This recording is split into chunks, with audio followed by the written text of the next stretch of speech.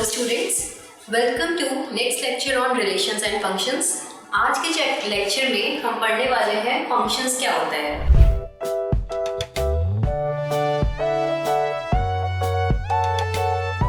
देखिए, ये भी हमने क्लास 11 में पढ़ा था, बट हमारे जो 12th के एनसीईआरटी में है, देखिए सीधा उन्होंने क्लासिफिकेशन ऑफ फंक्शन से स्टार्ट किया है, बट हम थोड़ा सा रिवाइज कर लेते हैं जो हम क्लास 11th में पढ़कर आए हैं। तो आज के इस लेक्चर में हम पढ़ने वाले हैं फंक्शंस क्या होते हैं, domain, range, codomain of functions, और फिर उसके अलावा हम कुछ इंपॉर्टेंट टाइप के फंक्शंस की डोमेन, रेंज और ग्राफ ये हम करेंगे। ठीक है, चलिए फंक्शंस क्या होते हैं समझ लेते हैं।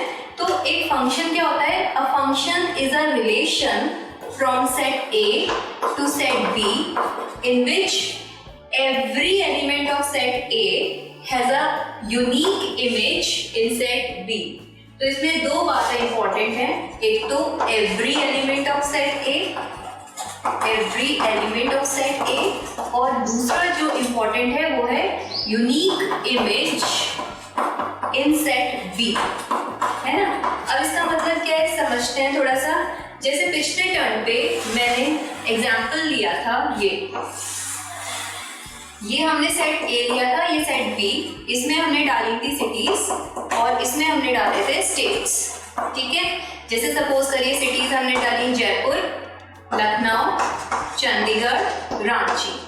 ठीक है, और यहाँ स्टेट्स में डाला हमने से यूपी, राजस्थान, पंजाब एंड हरियाणा। ठीक है, अब मैंने relation R from set A to set B इस तरीके से डिफाइन किया था कि कैपिटल आर में जो ordered pair A comma B हो वो इस तरीके से होना चाहिए कि A is a capital of B.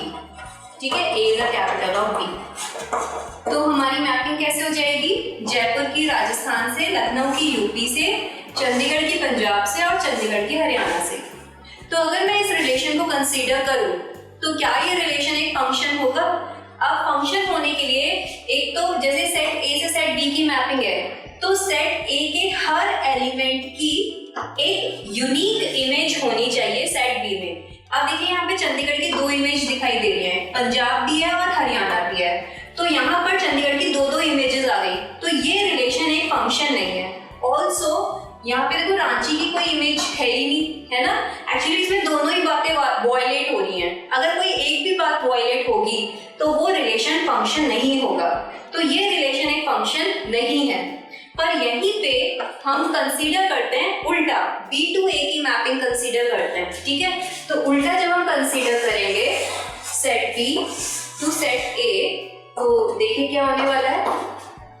Set B में हमने स्टेट्स डाले यूपी, राजस्थान, पंजाब एंड हरियाणा।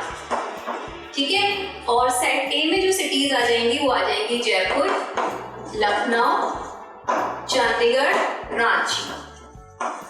अब देखिए, अब मैं जो रिलेशन डिफाइन कर रही हूँ वो सेट बी से सेट ए में डिफाइन कर रही हूँ। तो रिलेशन जो है वो सेट बी से सेट ए में है, और जो रिलेशन आर में ordered pair A comma B इस तरीके से होना चाहिए कि now B is a capital of A. B is a capital of A. ठीक है, जहां पर A बिलोंग करेगा सेट B को और B बिलोंग करेगा सेट A को। अब देखिए, तो यूपी की हो जाएगी लखनऊ से, राजस्थान की जयपुर से, पंजाब की चंडीगढ़ से और हरियाणा की भी चंडीगढ़ से। अब देखिए क्या ये रिलेशन एक फंक्शन हुआ? तो देखिए, एक तो हर एलिमेंट की इमेज है सेट बी में, सेट ए में, और वो यूनिक इमेज है। अब देखिए यहाँ पे पंजाब की इमेज चंडीगढ़ है और हरियाणा की भी इमेज चंडीगढ़ है, दोनों की सेम इमेज है, पर है तो यूनिक ना, मतलब है तो एक ही, मतलब पंजाब की भी एक ही इमेज है और हरियाणा की भी एक ही इमेज है। मतलब यहाँ पे क्या होना चाहिए कि जो फर्स्ट सेट के एलिमेंट्स हैं, ऐसा नहीं होना चाहिए कि वो दो एलिमेंट से मैप्ड हो, वो सिर्फ एक ही एलिमेंट से मैप्ड होने चाहिए। ऐसा हो सकता है कि नेक्स्ट एलिमेंट भी उसी एलिमेंट से मैप्ड हो जाए। ठीक है, तो फंक्शन में ऐसा हो जाएगा। ठीक है, तो लेकिन तो ये कन्वर्जेंस अलाउड है, पर ऐसे डाइवर्जेंस अलाउड नहीं है। ठीक है, तो ये जो सेट बी से सेट ए है ये हमारा फंक्शन हो जाएगा और इसे हम स्मॉल f से डिनोट कर देंगे। ठीक है, तो ये स्मॉल फंक्शन हो गया from set B to set A, जहां पर इसका ये जो एंटायर सेट बी है अब ये कहलाने लग जाएगा डोमेन, ठीक है, तो डोमेन हो जाएगा एंटायर सेट बी। ये जो एंटायर सेट ए है ये कोडोमेन हो जाएगा। कोडोमेन हो गया हमारे पास एंटायर सेट ए, और सेट ए के जितने एलिमेंट्स हमारे पास मैपिंग में यूज्ड हुए हैं जैसे जयपुर, लखनऊ और चंडीगढ़, तो ये हो जाएगी रेंज। ठीक है, तो रेंज में हमारे क्या एलिमेंट्स आएंगे, तो रेंज हमेशा एक्चुअली सबसेट होगा कोडोमेन का। तो रेंज वही है एक्चुअली जो हमारे रिलेशंस में थी। तो जैसे यहाँ पर ये एंटायर सेट डोमेन, ये एंटायर सेट कोडोमेन, और रेंज हो गई जयपुर, लखनऊ, चंडीगढ़। ठीक है, तो ये हमारा फंक्शन हो गया। देखिए एक और तरीका है फंक्शन को समझने का। हम फंक्शन को ऐसे भी समझ सकते हैं। देखिए जैसे सपोज करिए, हम कई बार आपने देखा होगा कि ऐसे लिखा हुआ है f r to r and fx is equals to x square. ठीक है, ये फंक्शन हमारे सामने से लिखा हुआ है। तो इसका मतलब क्या हुआ? अब इसका मतलब ये हुआ कि डोमेन क्या है इसका, एंटायर सेट रियल नंबर्स, वो आपको दिख भी रहा है। और कोडोमेन क्या है इसका, entire set real numbers. r to r में मैपिंग हो गया है। ठीक है, तो अब अगर हम इसकी रेंज पता करें तो रेंज क्या हम बोलते हैं, तो कुछ भी डालने पर ये हमेशा पॉजिटिव आ जाएगा। तो fx जो है वो बिलोंग करेगा एक्चुअली 0 से इंफिनिटी।